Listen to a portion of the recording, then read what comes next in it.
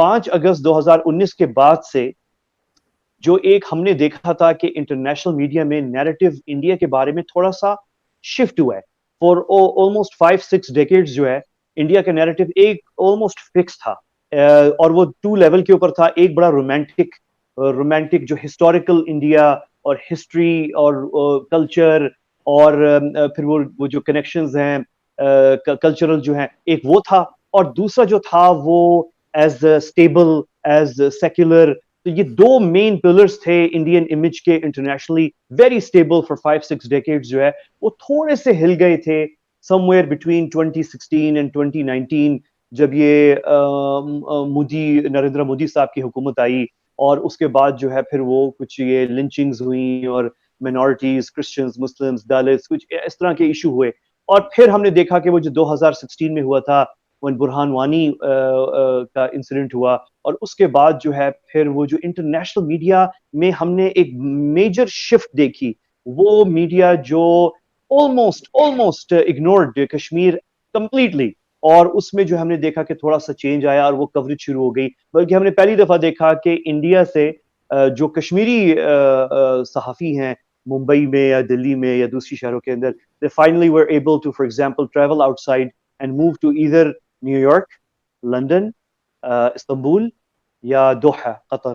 और वहां जाके इन 4 जगहों पे जो बड़े मीडिया आउटलेट्स हैं, Al Jazeera, RT, British media and American media, specifically New York Times और वाशिंगटन पोस्ट, उस पे जो है पहली दफा कश्मीरी वॉइसेस आना शुरू हो गई। So there was a shift. Now this shift जो है, इस शिफ्ट को पाकिस्तान, मेरे ख्याल में this was the golden opportunity in opening, जिसके लिए पाकिस्तान अगर काम कर रहा था। मेरा तो वैसे नहीं ख्याल कि ये इसमें पाकिस्तानी एफर्ट्स डिफरेंट गवर्नमेंट्स की भी हो सकती हैं, लेकिन इसमें जो है एक्चुअली अगर ये क्यों हुआ, तो इसका reason directly prime minister Modi साहब खुद ही हैं, उनकी पॉलिसीज और उनकी वजह से हुआ था। लेकिन it was a boon for Pakistan, और पाकिस्तान और उस यहाँ पाकिस्तान में हुकूमत इमरान खान साहब की थी, और वो एक्सप्लॉइट कर सकती थी। This was the golden opportunity actually, जहां सदर ट्रंप भी इस पे बात कर रहे थे। G7 की मीटिंग पेरिस में होती है, मोदी साहब भी वहां पर थे, और उधर भी कश्मीर पे थोड़ी बहुत उनसे बात होती है, पाकिस्तान को भी इंगेज किया जा रहा था। बेसिकली जो गोल्डन अपॉर्चुनिटी थी पाकिस्तान के पास, ईदर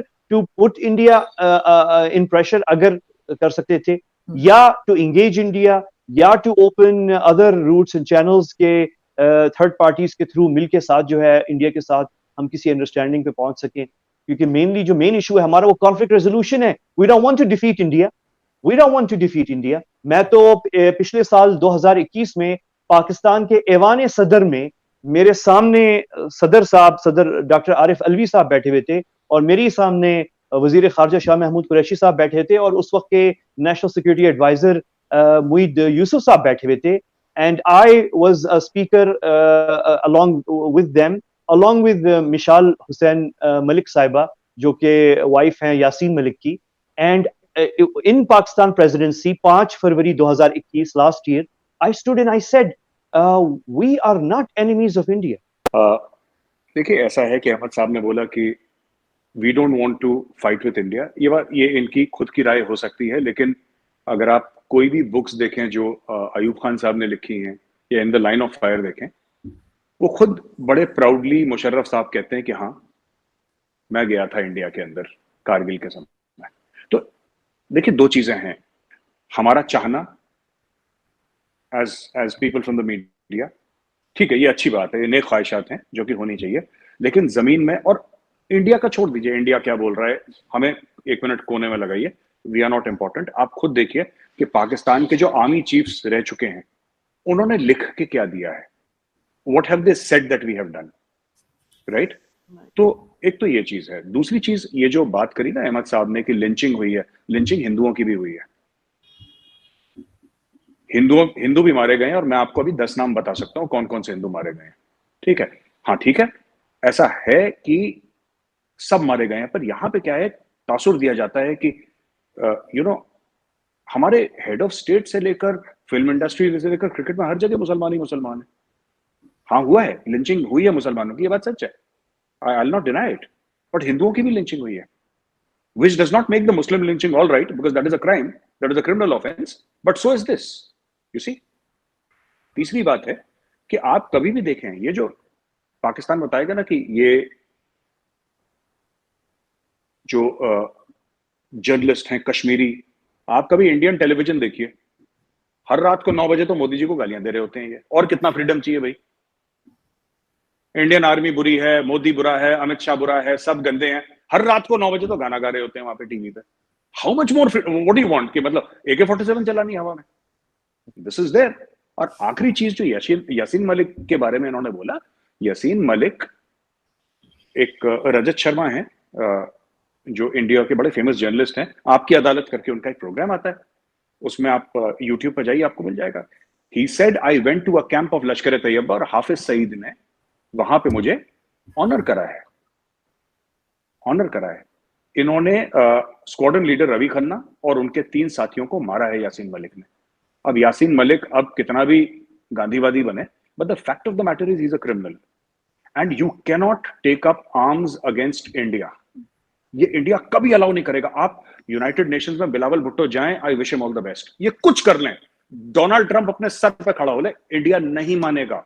इंडिया जब भूखा था, इंडिया के फॉरेन रिजर्व 0 थे, इंडिया के पास पैसे नहीं थे, यहां पे भुखमरी से लोग मर रहे थे, ठीक है। आज तो इंडिया का ना 600 बिलियन का फॉरेन रिजर्व है, एक जमाने में 0 पे आ गया था लगभग।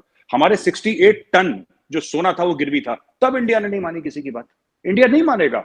बाइडेन कुछ कर ले, बाइडेन दिल्ली में आके रिक्वेस्ट कर ले, कुछ नहीं होने वाला है इसका। इंडिया को जो करना है, इसमें सिर्फ एक ही तरीका है, राइट? अगर म्यूचुअली टेम्परेचर्स डाउन हो, सिविल सोसाइटी आपस में बात करे, पीपल टू पीपल कांटेक्ट बढ़े, और टेम्परेचर, अगर किसी को भी ऐसा लगता है कि साहब आप कहीं पे जाके कुछ बोलेंगे और इंडिया के ऊपर प्रेशर आएगा, इंडिया के ऊपर क्या प्रेशर आना है? इंडिया, हम लोग कम खा लेंगे ना, हमें दस्तरखान लगाने की आदत नहीं है, हम लोग दस्तरखान नहीं लगाना, हम कम खा लेंगे। मोदी जी क्या खाते हैं? खिचड़ी खाते हैं बेचारे, वो है ही नहीं उनके पास 4 जोड़ी कपड़े हैं, चले जाएंगे अहमदाबाद अपने घर पे, उनका वो मामला ही नहीं है जो है। तो यहां पे जो थिंकिंग है, वेदर नेशनल इंटरेस्ट को लेके आप पूछते हैं अक्सर, इमरान खान साहब कहते हैं इंडिया की फॉरेन पॉलिसी अच्छी है। क्यों अच्छी है इंडिया की फॉरेन पॉलिसी?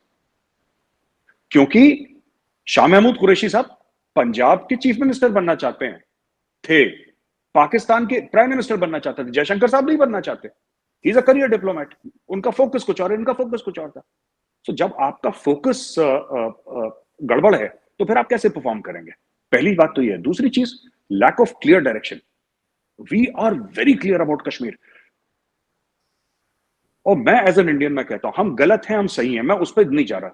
ये इंडिया का बयानिया है, और इस पे सारी पॉलिटिकल पार्टीज, कांग्रेस हो, बीजेपी हो, अंदर ये लड़ेंगे। इनकी जो लड़ाई हो, भयंकर से भयंकर लड़ाई हो इनकी पार्लियामेंट के अंदर, on the face of it nobody will contradict this fact that Kashmir belongs, ये अक्रॉस पॉलिटिकल पार्टी, ये हमारा एका है। आपके यहां तो वो कौन थे, वो एक मेंबर ऑफ नेशनल असेंबली, वो कह रहे हैं कि जी उनके पैर कांप रहे थे और माथे पे पसीना आ रहा था और पता नहीं क्या क्या।